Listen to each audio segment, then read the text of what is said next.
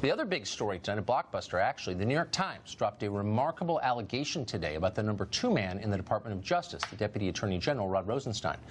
According to the paper, in the spring of 2017, in the middle of a meeting, Rosenstein proposed secretly recording the president in an effort apparently to expose chaos with the administration and to discredit it.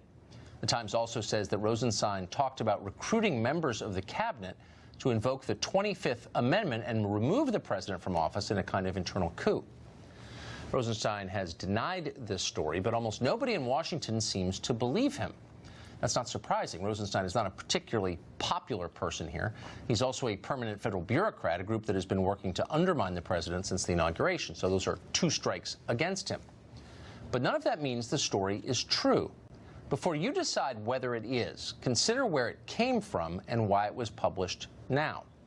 The piece seems to be based on notes that FBI employees Lisa Page and Andy McCabe typed up after meeting with Rosenstein. Only McCabe's notes mention anything about the 25th Amendment. He is obviously the core source for this story. So if it's a question of deciding between Rod Rosenstein and Andy McCabe, who are you going to believe? It's not a great choice, admittedly, but it's also not a close call. McCabe was fired from the FBI for leaking and then lying about it. Federal prosecutors are looking now at the evidence. McCabe could soon be indicted for that. He has every incentive to want to see the president impeached. How could he get the president impeached? Well, he might start by leaking this story to a reporter called Adam Goldman at the New York Times, a reporter whom his coworkers believe he's been leaking to for a long time. He'd do that knowing that the story might cause the president to fire Rod Rosenstein. Democrats have long argued that firing Rosenstein would constitute obstruction of justice. That's an impeachable offense. Come November, assuming they take the House, Democrats will be in a position to do that, to file impeachment charges. Even if they don't impeach, the story would doubtless drive the president crazy and sow division within the White House. Perfect. A punji stick placed right in Trump's path. Is that what actually happened? We can't say for sure what happened. But if you were laying a trap for Donald Trump, this might be exactly how you do it. Before moving forward, the president might ask himself, why do Andy McCabe and the New York Times want me to fire Rod Rosenstein? And why do they want me to do it now rather than a year ago? When your enemies give you political advice, it's worth asking questions like that. Fox correspondent Kristen Fisher has been following all today's news, and she joins us tonight in the studio. Hey, Tucker. Yeah, it's a complicated story, yes, even for those of us that follow it. So just to bring all of you up to speed, let's start at the very beginning, because this all started with that New York Times report claiming that the Deputy Attorney General, Rod Rosenstein, had contemplated secretly recording the president at a meeting with top DOJ officials in May of 2017. Remember, that's right after President Trump had fired FBI Director James Comey. While citing anonymous sources, the Times also claims that Rosenstein discussed recruiting cabinet members to invoke the 25th Amendment to remove Mr. Trump from office.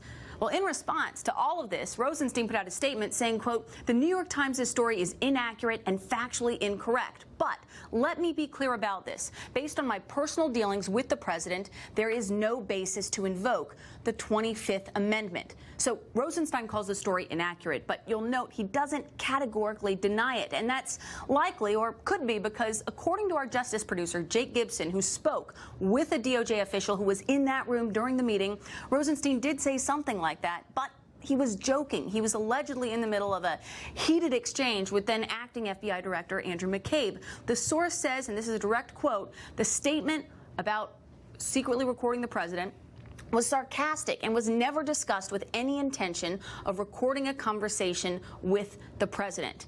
Well, as you might imagine, already some Democrats and some Republicans on Capitol Hill are worried that this could lead to the Deputy Attorney General's firing. But so far tonight, at least publicly, the White House is not weighing in, Tucker.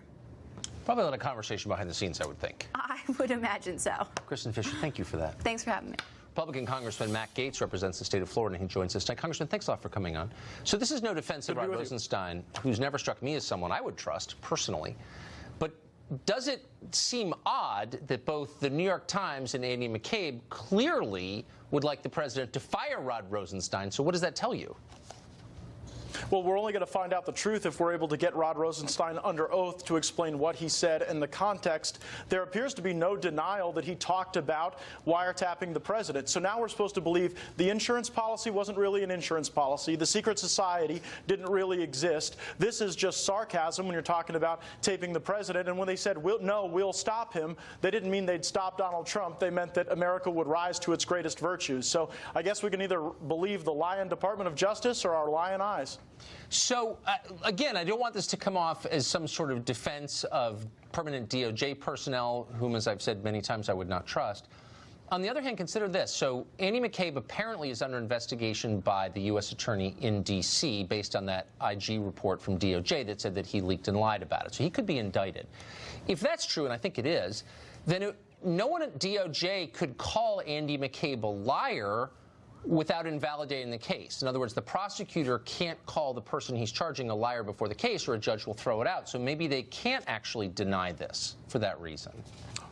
Well, there were other people in the room, Tucker. I've had sources who've said Scott Schools was in the room and that he's the other anonymous source cited in the New York Times piece. So let's bring Scott Schools back from his Uber job. Let's bring Rod Rosenstein down. Why not put him under oath and ask them? And if we're if we're afraid to do that as a Republican Congress, then we are derelict in our oversight responsibilities. We got to find out if they how appropriate. Let's assume it was a joke, Tucker. How appropriate is it for the Deputy Attorney General to be joking about wiretapping the president while he's overseeing an investigation of the president in front of his colleagues and subordinates? Roseanne Barr got fired for a joke, and frankly, I think Rod Rosenstein might too.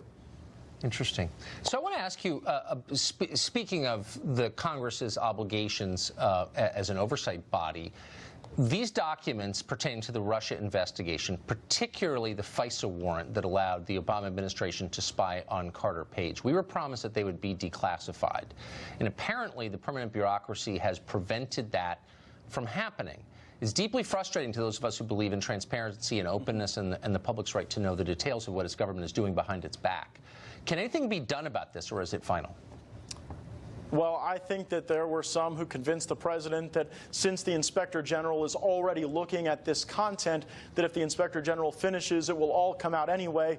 That's frustrating for guys like us who want to turn all the cards face up on the table. But I do have great confidence that Michael Horowitz will get to the bottom of this and will issue a fair report. So we may have to wait a little longer than we would have liked, but I don't think that the deep state's going to be able to hide behind their inappropriate redactions for too long. So let me just ask one final question. And I think you're absolutely right. Everything in the end becomes known. Nothing is hidden forever. So when these documents are finally released to the people who own them, which is to say the American people, and it turns out that none of the things that were redacted were actually questions of national security, but merely butt covering by federal employees, will all the people who lied about it get punished because they should? Well, they've never been punished before. When we had text messages redacted just because Peter Strzok was friends with a judge or Andy McCabe bought a $60,000 conference table, there were no consequences. There was no punishment. We just sort of threw our hands in the air and lost trust in their ability to do their own redactions. But time and again, bureaucrats redact information that's embarrassing to them, that the American people have a right to know, and that's why we've got to continue to fight for Congress to have a robust oversight role. Nicely put. Congressman, thanks very much for joining us tonight. Thank you, Tucker.